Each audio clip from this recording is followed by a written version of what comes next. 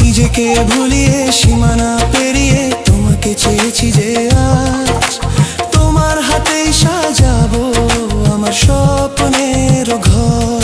আমি তোমার প্রেমে পড়ে দুনিয়া ভুলে গেছি।